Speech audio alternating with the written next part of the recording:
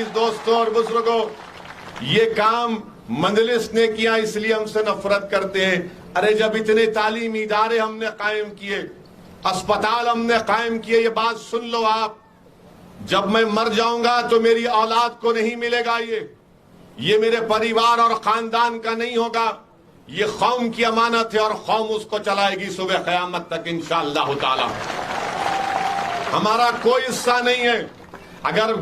اگر میں جب مروں گا، جب کبھی اللہ کا حکم آئے گا، ہم تمام کو جانا پڑے گا.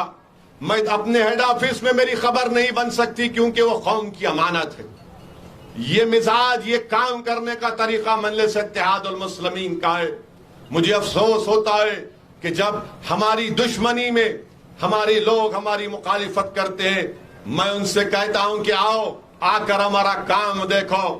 جب پورے ملک میں کووڈ سے لوگ پریشان تھے، میں نے حیدرآباد میں ہم نے اپنے پیسوں سے 1000 آکسیجن کے سلنڈر، مجلس کے کارپوریٹر ماجد یہاں پر موجود ہیں، فون آتا تھا کہ ہم کو آکسیجن کا سلنڈر کی ضرورت ہے، ہمارے کارپوریٹر مجلس کے ممبر اپنی جان کو جوخم میں ڈال کر اس گھر پر لے جا کر آکسیجن کا سلنڈر چھوڑتے. جب آکسیجن کا سلنڈر کی کمی پڑی تو لوگوں نے کہا کہ ہم کو وہ کیا بولتے اس کو،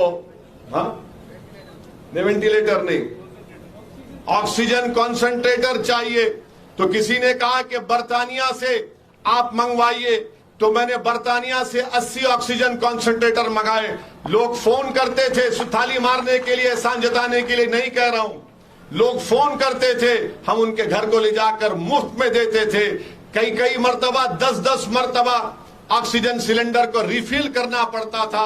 مجلس کے ذمہ دار اپنی گاڑیوں میں، اپنی موٹر سائیکل پر آکسیجن کا سلنڈر، آکسیجن کنسنٹریٹر رکھ کر ان کے گھر تک پہنچاتے تھے.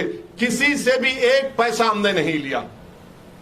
لوگ رات میں فون کرتے تھے کہ سعودی اویسی میری ماں کو اسپتال میں بیڈ نہیں مل رہا ہے.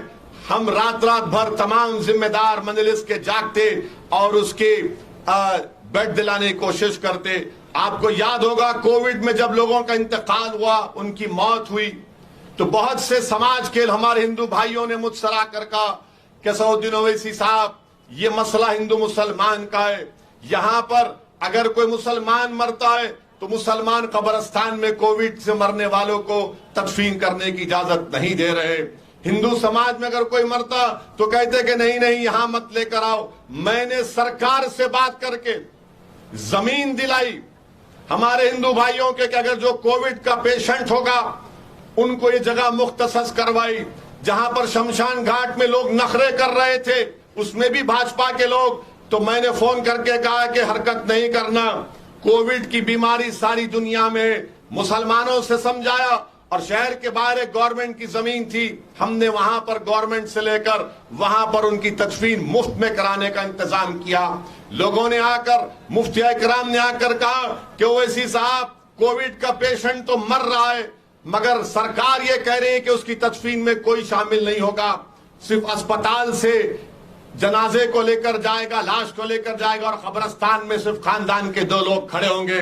میں نے پورے بھارت میں آپ پوچھ لو، حیدرآباد میں آ کر مفتیوں سے فتوا لیا، چاہے وہ دیوبند کے ہو یا بریلوی کے ہو یا جامع نظامیہ کے ہو یا اہل حدیث کے ہو یا شیعہ ہو، ہم ان سب کو بٹھا کر میٹنگ کیے.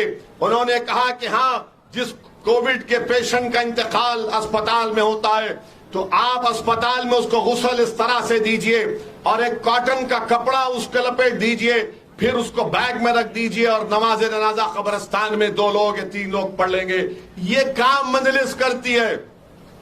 ہم کوئی ایسا الیکشن نہیں جیتتے، یہ ہمارے کام کرنے کا طریقہ، یہ ہمارا جذبہ ہے.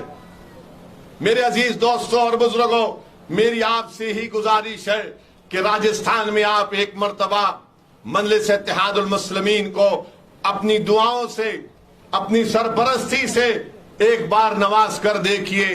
جو کام ہم نے حیدرآباد میں بھی کر رہے ہیں وہ انشاءاللہ تعالی ہم راجستھان میں بھی کر سکتے، مگر کب کریں گے؟ جب آپ ایک سیاسی طاقت بنیں گے، جب آپ کے ودھائک جیت کر جائیں گے، جب آپ کا ضلع پریشد میں آپ کے لوگ جیت کر جائیں گے. اگر آپ یہ سمجھیں گے کہ نہیں دماغ میں شک پیدا ہوگا کیسے ہم اپنے ودھائک کو بنا پائیں گے. یاد رکھیے ہمارے دماغوں کی ٹریننگ اس طرح کر دی گئی ہے کہ جب بچہ پیدا ہوتا ہے مسلمانوں میں تو گھر کے بڑے بزرگ کو بلا کر کہتے ہیں کہ اس کے کان میں اذان دے دو. اور ہم کو کیا سکھایا گیا کہ اذان دینے کے بعد ہم کو بول دیا گیا کہ اب جب یہ 18 سال کا ہوگا تو اس کو کانگریس کو ہی ووٹ دینا پڑے گا. یہ ہم کو بنا دیا گیا ہے, یہ ہم کو سکھایا دیا گیا ہے. ہمارے دماغ میں یہ لوگ بولتے کہ ووٹنگ مشین میں چپ میں کچھ خرابی ہے. میں کہتا ہوں ہمارے دماغ میں بات ڈال دی گئی ہے کہ بیٹا تو 18 سال کا ہوگا تو کانگریس کو ووٹ دینا. کانگریس کو ووٹ پیڑھی در پیڑھی دیے, نہرو کو دیے, شاستری کو دیے, اندرا کو دیے, راجیو کو دیے, منموہن کو دیے, کتنوں کو دیے, مگر آپ کو کیا ملا مجھے بتاؤ.